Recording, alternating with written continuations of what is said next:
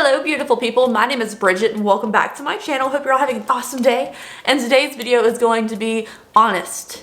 Okay, today we're going to talk about 7 different eyeshadow palettes in my collection that I never use. We're going to talk about palettes that I keep even when I declutter because I think I'm going to use them or they're good for video purposes or something about them makes me keep these things, but I never actually use them. Like, I'm never wearing on my eyes. Now I try to leave most of the main stuff on my face in every description box so you can know what lipstick I'm wearing, what lashes I'm wearing, what eyeshadow, what foundation, what eyeliner, all that down below. But like, you'll notice I never wear these things in my videos, and for some reason I keep them. So without any further ado, we're gonna go ahead and talk about these things today. Of course, these are my personal opinions and my personal collection. If you use these things all the time, that's awesome. I'm talking about these, I'm calling myself out, and hopefully I will use them more in the future by calling myself out. Like, okay, you said you don't use these, make sure you use them more, and that's what I'm gonna try to do today.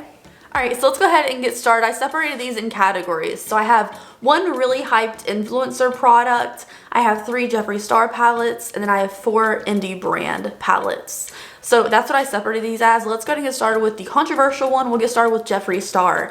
Now the first palette, there's honestly a lot of Jeffree Star palettes that I don't use, but like noticeably I don't use, are these 3. And the first one is one that people are getting replacements for when they order directly from Jeffree's website for this. But I ordered from Beautylish, so I don't think I can get a refund for this or a replacement. But it is the Mini Orgy palette from Jeffree Star Cosmetics, like we said. The Mini Orgy palette came out with, this is like the shimmer palette, so it's all shimmers. And then we had like the main palette, which was all mattes. The main palette was actually really good quality. This is trash, you guys. It's the worst palette he's ever come out with. And the fact that no one's calling him out, I haven't seen a single video talking about how no one's, like, everyone's like, oh, it was just a production issue, we're getting a replacement. No one's calling him out on putting out a bad product, just like his original lip liners. They got reformulated, but he never called out there being an issue with the first round of lip liners when they were terrible. I feel like if it was Anastasia Beverly Hills, like with the soap culture scandal, how bad that was. If it was any other brand, people would be like, he put out a terrible product and knew it was terrible on purpose. But no one does that with Jeffree. I feel like it's just like a, you know, you support him or you don't kind of thing, and no one really talks about when he releases something poorly. He knows it's bad and then re-releases it saying it's better, but never admitted it was bad in the first place, you know? So the Mini Orgy palette I never use just because it's terrible payoff. But the majority of Jeffree stuff I do like the quality of. This one was just like the worst ever, and I wish people would acknowledge it. The next thing from Jeffree that I don't use is the original Beauty Killer palette. This thing just doesn't spark my interest. It's just, the color scheme doesn't do anything for me. It feels really random these days now that we have a lot of really good cohesive color stories. Back when this first came out, I was super hyped because I didn't have a lot of these bold colors in my collection.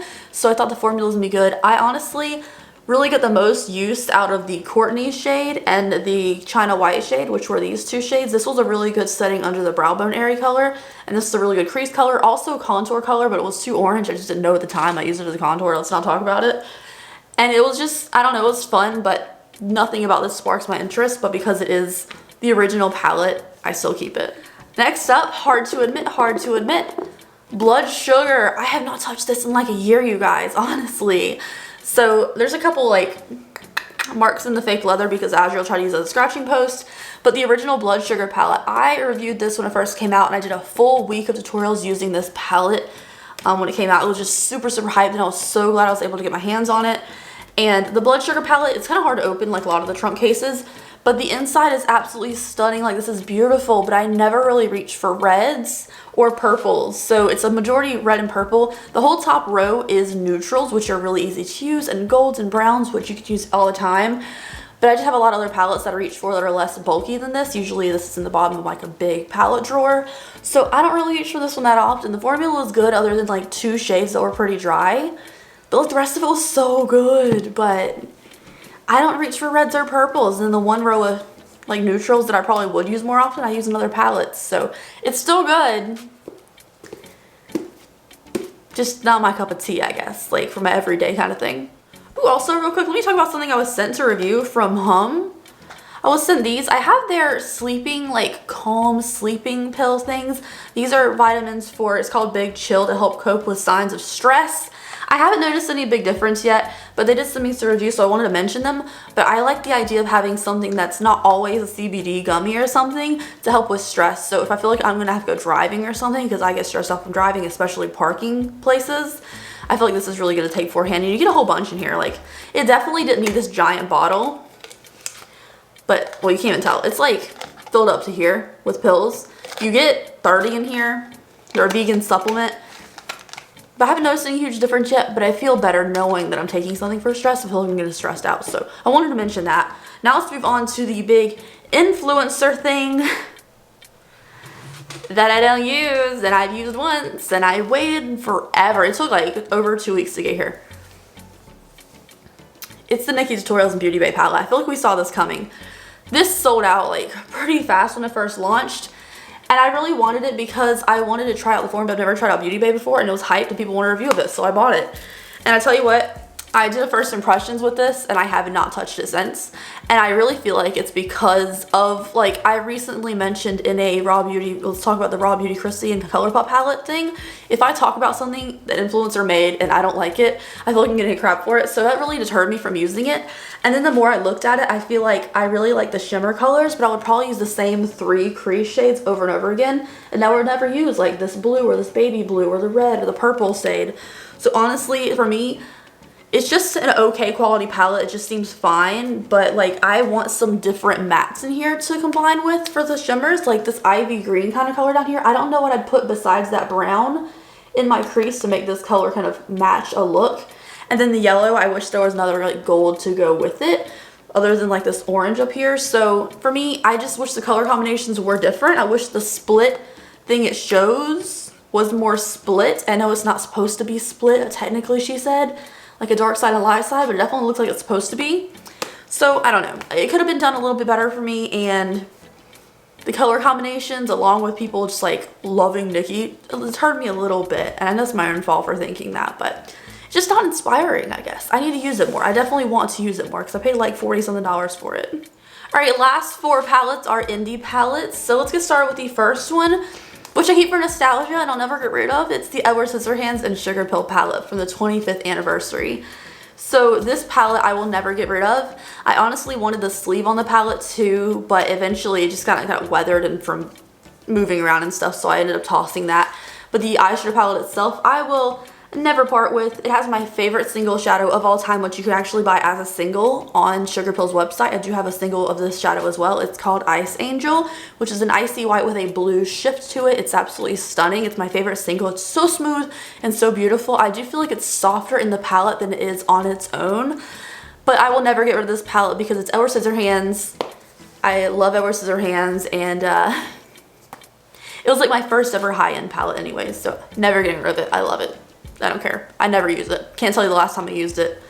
Honestly, this color scheme is pretty weird, but I love it. I can't help it. She ain't going nowhere.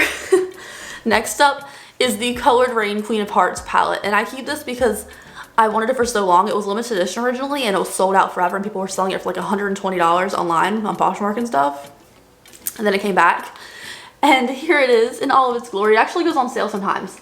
But the Queen of Hearts palette is just that warm tone palette that back in a couple years ago was like all the rage, and to me the formula is absolutely stunning. I feel like Colored Rain is so underrated, and I really love the quality of their palettes, especially their shimmer formula. It's just so smooth and metallic, and I try not to make this reflective, but I never use it though because again I don't really use reds, and there's a couple orange and gold shades in here, but reds and purples I don't really reach for, so I don't touch her. And also she's kind of long and just like not exciting on the top, so she kind of sits against other palettes and I kind of don't think about it too, so I'm gonna blame that. Next up is a palette that I do have a full review of, so check on my channel and search After Dark if you want to see a review of it. But this is the Lethal Cosmetics After Dark eyeshadow palette. Now, Lethal Cosmetics has great stuff. I just tried out one of their new face palettes. It's absolutely beautiful. And this is their After Dark palette. I had no problems with the quality when I tested it, but to me, it's just kind of the neon colors. I don't really use that much. I thought I was getting more use out of it than I do.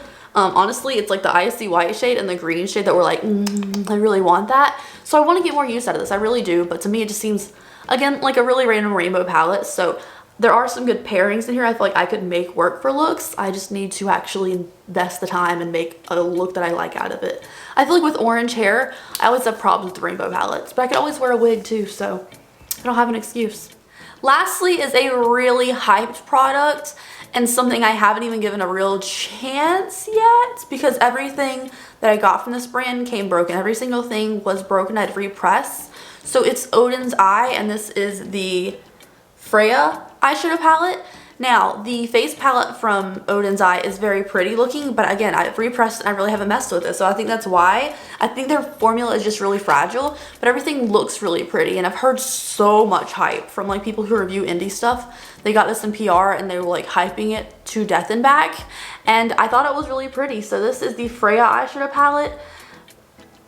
But I guess it's just because it's warm, I haven't really touched it that much. There are some cool shades, and this really pretty color right here is something I need to dip into. It's just I need to touch it. I guess after I repress stuff, I don't really use it that much, and I don't know why it is. Maybe because it's not fresh and pretty and new looking anymore. I don't know.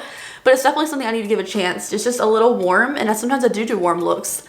And these aren't particularly just red, so this is actually a palette I would get a lot of use out of if I gave it a chance. So if you guys want to see me doing a video seeing if Odin's Eye is worth the hype, let me know down below. That'd be a fun video, because I have the face palette and the eyeshadow palette that I can try from them, and we can see if it's worth all the hype everyone else is giving it. So anyways, these are the eyeshadow palettes that I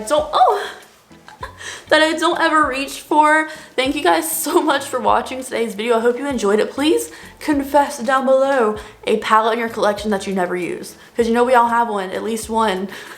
So anyways, thank you guys so much. Have a great and safe day out there wherever you are.